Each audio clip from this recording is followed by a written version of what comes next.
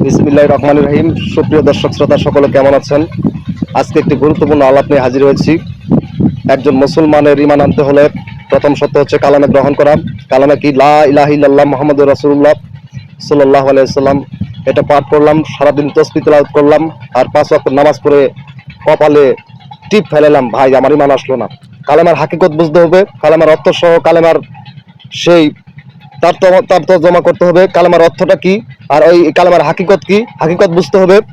তা না হলে আমাদের ঈমান এনেও কোনো লাভ নাই। কালেমা তাইবা ইলাহ শব্দটার অর্থ কি ভাই? ইলাহ শব্দটার আবেদনিক অর্থ হচ্ছে হুকুমদাতা, বিধানদাতা, আইনদাতা। কিন্তু আমরা আজকে মুসলমান সমাজ কালামাটাকে সহজভাবে ভেবে নিয়েছি। আমরা কি করছি? কালামাটা কি মিনিং করছি এভাবে যে লা ইলাহা ইল্লাল্লাহ মুহাম্মাদুর রাসূলুল্লাহ সাল্লাল্লাহু আলাইহি ওয়াসাল্লাম, আল্লাহ ছাড়া কোনো মাবুদ নাই, হযরত মুহাম্মদ সাল্লাল্লাহু আলাইহি ওয়াসাল্লাম পাঠানো বান্দা ও রাসূল। কিন্তু কালামাটাকে যদি আমরা কঠিনভাবে নেই তাহলে হয়তো আমার ঈমানটা শক্ত হবে। আমার রাষ্ট্রতন্ত্র, আমার রাজনীতি, আমার সমাজ, আমার ধর্ম, আমার পরিবার কালেমা অনুযায়ী হওয়া উচিত।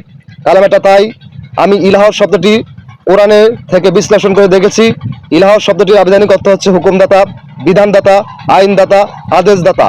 তাই কালেমাটাকে আমি এইভাবে পাঠ করব, লা ইলাহা ইল্লাল্লাহ মুহাম্মাদুর রাসূলুল্লাহ সাল্লাল্লাহু আলাইহি ওয়াসাল্লাম। অর্থাৎ আল্লাহ ছাড়া কোনো হুকুমদাতা নেই, আল্লাহ ছাড়া কোনো আইনদাতা নেই, আল্লাহ ছাড়া কোনো বিধানদাতা নেই, আল্লাহ ছাড়া কোনো আদেশদাতা নাই, এবং হযরত মুহাম্মদ সাল্লাল্লাহু আলাইহি ওয়াসাল্লাম তার পাঠানো প্রতিনিধি ও রাসূল।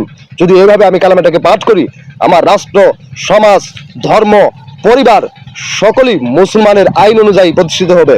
আসুন আমরা কালেমার হাকিকত বুঝে কালেমা পাঠ করার চেষ্টা করি। আমরা রাসূলকে মিষ্টি খাওয়াতে মানতে রাজি, আমরা রাসূলকে সুন্নতি লেবাসে পড়তে রাজি, আমরা রাসূলকে দাড়ি চুলে আমার রাসূল মেহেন্দি দিয়েছে এটাতে মানতে রাজি। কিন্তু রাসূল যে রাজনৈতিক মঞ্চে ছিল এটা আমরা মানতে রাজি নয়। ভাই, এইটা না মানলেই তো আপনি রাসূলকে মানতে পারলেন না। আজকালকে অনেক সমাজ আছে রাসূলকে রাজনৈতিক মঞ্চে মানতে চান না। রাসূল এমনি 360টি যুদ্ধে তিনি অংশগ্রহণ করেননি।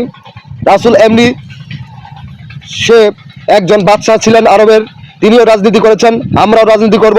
আসুন আমাদের রাজনীতি যদি ইসলাম অনুযায়ী হয়, ইসলাম পরিমাপিক হয়, কোরআন অনুযায়ী হয়, আমি কোরআনের পক্ষে কথা বলবো।